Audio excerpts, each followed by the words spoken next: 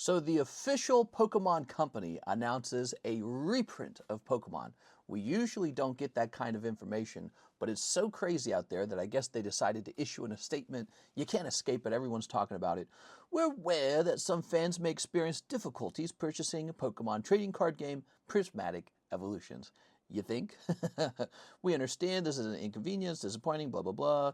Okay, it says here, maximum capacity printing. All right. Reprinted products are expected to be available at participating retailers, Walmart, as soon as possible to help ensure more fans receive opportunity, blah, blah, blah. All right. And everyone knows all that's going to happen is guys in their 30s are going to run out there in their basketball shorts, shove all the ETBs into their cart, and then sell it on eBay or whatever, or on their, on their whatnot account or whatever it is they're doing. Okay, so I wrote a couple questions for this video. The first one is, will the Prismatic reprint save us? That's the title of the video today, and my answer is no, of course not. No, it will not save us. It won't be enough product. So the problem here is everyone already knew there would be a reprint. I mean, come on. With the price of the box, the case, the ETB case, hit up. It got to like a price of $1,600, and there were many confirmed sales on eBay at $1,500. Although I just checked recently and it's down to $1,300. So the statement might have had a little bit of a cooling effect, but how long will that last is my question, So here are my thoughts. I've been doing this for a long time, and my number one thought is reprints do not tend to have a strong effect on the price, especially the first reprint does not have a strong effect. So they're in the middle of printing like battle partners and whatever comes after battle partners. Pokemon cannot just, roll the printers up and just start pumping out Prismatic Evolutions as fast as you might think. It's a whole expensive endeavor. And so anytime you hear about a reprint, it's like, it comes months after the release of the original product, usually like 2 months at least. So if they are reprinting Prismatic, it might not hit the market for at least a full month, and then you might see pre-orders for the following month for that product. And so here's what tends to happen. Pokemon card prices tend to be a little cheaper before release, and then leading up to release, they get a lot more expensive. And then after the product launches, whether it's good or bad, it gets a lot more expensive because what happens is people open it, right? Like card shops start to run low on inventory. They can't restock. There's no way for them to restock. They can't turn around and the distributor's like, oh yeah, we have lots more. We were just waiting for you to ask for it. That doesn't work that way. So everyone starts chewing through their hoard or their inventory, and there's just less of the product, and the reprint doesn't hit very soon. In the message, they did mention that they were also, anticipating that more of the product would release in different forms of set. Like I think there's tins or something like that. That's not going to have a very strong effect either, in my opinion. Like, there's all these different 151 products too. That's not saving. In fact, 151 is really interesting because Blooming Waters is coming out, right? I saw Blooming Waters is like this premium collection set with 12 packs and a large Blastoise card. And it's 151 English reprint. And there's like so many videos hitting the internet of, again, like I said, these 35-year-old guys in basketball shorts with their carts, and they're just making a mad dash to the Costco pallet of Blooming Waters so that they can just go buy it all up, and then you can do whatever you want with it. You can open it and pull Charizard and grade them and sell them, or you can sell them on whatever your stupid whatnot account or whatever it is you're doing. Maybe just list the box up on eBay. So, they're making their mad dash over to the pallet so that they can be first and make all the money on it. Well, that is what's going to happen for sure with Prismatic for a while. So my thoughts are, everyone already knew there would be a reprint. So the prices on eBay weren't really based on this idea that there would be no reprint. When you see prices get that high, you know it's getting reprinted.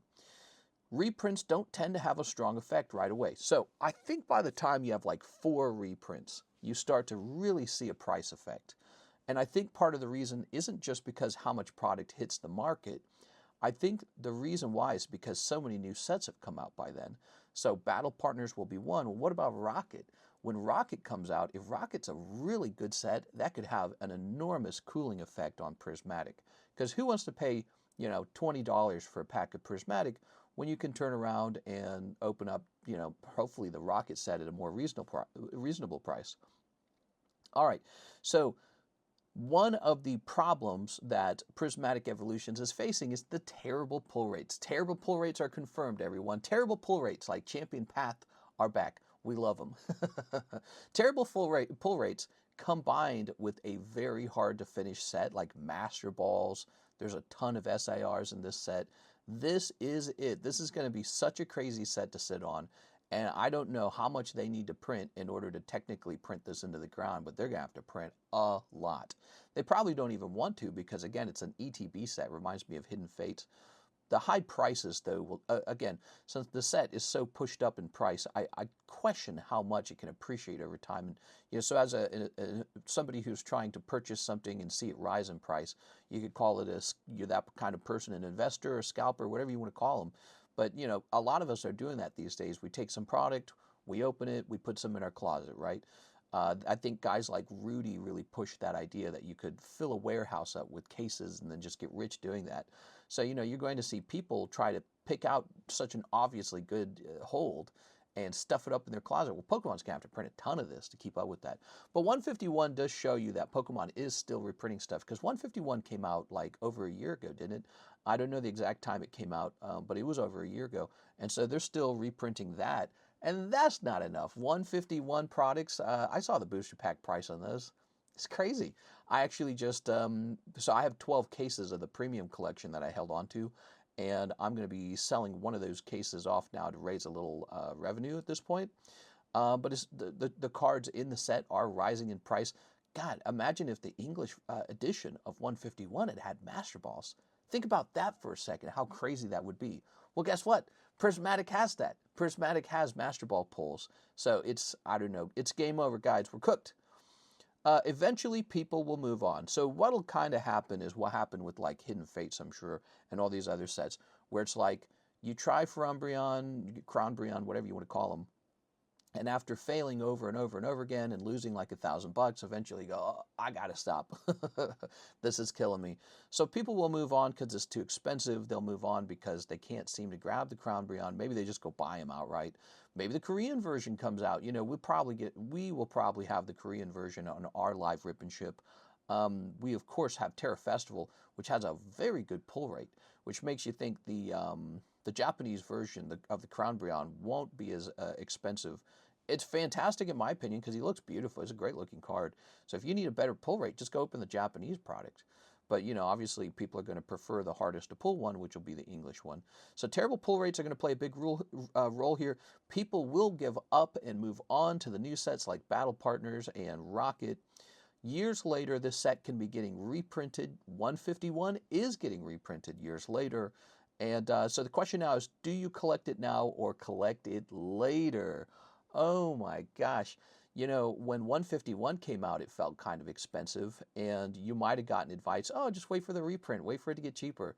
It's still not cheaper. They can't print enough 151 to meet demand. Pokemon has to open like another printing company or something. I don't know what'll actually do it for them, but there just seems to be this problem where it doesn't matter how much they print, there's just not enough. So you're in trouble. No matter how it plays out, it's going to be very expensive. There doesn't seem to be some crystal ball prediction that's going to be perfectly accurate and tell you where you should put your money. Maybe put your money toward vintage. Who knows? One of the things I talked about in the previous video where I said the Pokemon hobby is actually in a very good place because we have this organic growth. I was talking to somebody in the live about this, so I feel like maybe I didn't outline this enough in the previous video. Pokemon is exploding in value without COVID. COVID is not helping Pokemon go up in value. Without lockdowns, without free stimulus money, we have the opposite of that. We have inflation. So with inflation and no stimulus checks and no lockdown and no Logan Paul, crazy top YouTuber pushing this thing, none of that's happening. And the cards are still unaffordable. So that was kind of the point I was making. Pokemon's in a very strong place. Everyone loves collecting Pokemon. But yeah, it's going to be expensive. Somehow that makes it worse. Could you imagine if Crownbreon was selling for $10? I think people would think it's unimportant. People would be like, I don't care. Some kid toy. But when it costs $3,000 for one card, people go, oh, this is for adults. Now it's cool. Well, amongst nerds, perhaps. I don't know if the mainstream will ever think Pokemon card collecting is cool. But yeah, so the question is collect now or collect later? So that's a question that maybe it speaks about, the height of the market. And sometimes at the release of a set, that is the cheapest that set ever is, and nobody realizes it yet. They go, wow, that's really expensive. I'll wait for it to fall. And they don't realize that's the cheapest it'll ever be. And then sometimes you have the opposite problem. Darkness Ablaze, for example. When Darkness Ablaze Charizard comes out, he's selling for a couple $100, eventually falls all the way down to $90. When you think about what's going wrong with Darkness Ablaze is the Charizard's VMAX is just kind of a basic VMAX. This Crownbreon's an SIR. Also, when you think about Darkness Ablaze, that set overall didn't have like a very good cast of cards to go after. Crownbreon, that set, Prismatic Evolutions, has tons of stuff besides all the Master Balls. It's got all the evolutions, and it's got these great artworks for them. So, I mean, and then even the other cards look great, like Roaring Moon, the Raikou, whatever he's called. I don't know, the Thunder Raikou guy. Excuse me. I got this little cough, it's super annoying. Anyways, so collect now or collect later. I don't think there's any way to make a perfectly accurate prediction, but I think that it's going to be hard to predict the floor on this one, and it's going to be hard to predict the ceiling on this one as well. I think, as I've usually said, the main problem is we don't know how much Pokemon's going to print, and they printed enough evolutions, evolving skies for there to be 15,000 Umbreons, and that just didn't matter. Umbreon still went to the moon, and there's some thoughts with that too. So they could print 30,000 PSA 10 Crownbreons. That might have a cooling effect. The other problem is people might really just prefer the Moonbreon. He might just be an artwork that people can't get enough of. Is that definitely true for the Crown Umbreon? We don't actually know. I've seen him. He's very cool looking. Is he as good as Moonbreon? It's too early to tell what exactly what'll happen. But I think knowing how hard he is to pull, because he's really hard to pull, knowing how hard he is to pull is going to make this very fun and very desirable to have that card, because he's symbolic of that cost and the pain and the suffering that people went through to actually obtain him. Imagine you actually pull one and he grades 9 just by a little bit. So I love it. Pokemon has announced a reprint because people are so frustrated. This is a big story right now for Pokemon, and again, this is fantastic for them. They're going to get to sell so much product. This is, I'd be buying some Nintendo stock on the side. Forget about investing in Moonbreon or Crownbreon. Have you guys ever thought about buying Nintendo stock? The Pokemon is a privately held company, but it's privately held by Nintendo and I can't remember. It's two other groups, Game Freak and Creatures, I think. So it's 3 groups privately own Pokemon, but you can own public stocks in Nintendo, because when Pokemon makes money, Nintendo makes money. So there you have it, guys. Fun little side video. If you guys like this format, maybe I make more videos like this. Let me know in the comment section. Thank you, everyone, and have a discussion there.